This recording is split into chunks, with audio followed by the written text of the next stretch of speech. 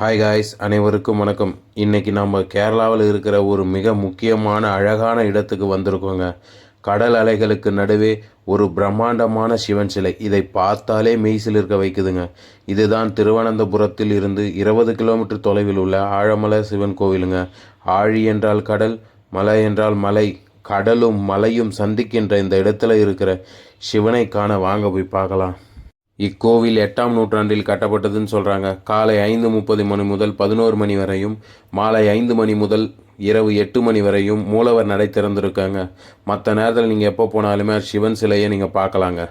இக்கோவில் பார்த்தீங்கன்னா பாண்டவர்களுடன் தொடர்புடையதுன்னு சொல்கிறாங்க. அதாவது பாண்டவர்கள் வனவாசத்தின் போது இங்கு தங்கியிருந்ததாக சொல்லப்படுதுங்க. அப்போது பார்த்தீங்கன்னா பாஞ்சாலிக்கு தண்ணீர் தாகம் எடுத்ததாங்க.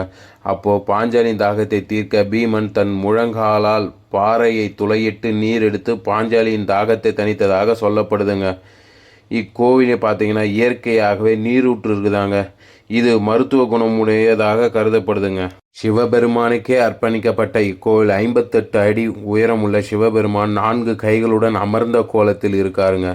பின் வலது கையில் உடுக்கையையும் முன் வலது கையில் தொடையின் மீது வைத்தும், பின் இடது கையில் திரிசூலத்தையும் முன் இடது கையில் கங்கையும் கொண்டு 20 அடி மலைக்கு மேல் வலது காலை மடித்தபடியும் இடது காலை தரையில் ஊன்றியபடியும் பார்ப்பவர்களை மெய்சிலிர்க்கும் வகையில் மிக பிரம்மாண்டமாக நமக்கு கங்காதேஸ்வரராக காட்சி தராருங்க.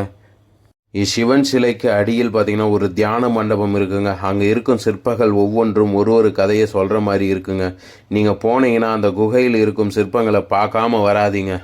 சிவபெருமானின் சிற்பத்தை கேரளாவில் உள்ள ஆழிமலையை சேர்ந்த PS தேவநாதன் என்ற சிற்பியால் வடிவமைக்கப்பட்டதுன்னு சொல்கிறாங்க.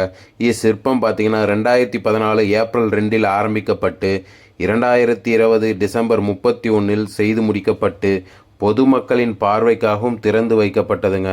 இச்சிற்பம் பார்த்திங்கன்னா கேரளாவில் மிக உயரமான சிவனாக கருதப்படுதுங்க. பார்ப்பவர்களை மெய்சிலிர்க்க வைக்கும் விதமாக என்ன அழகாக செதுக்கியிருக்காங்க. இந்த வீடியோ உங்களுக்கு பிடிச்சிருந்தால் லைக் பண்ணுங்கள், உங்கள் நண்பர்களுக்கு ஷேர் பண்ணுங்கள்.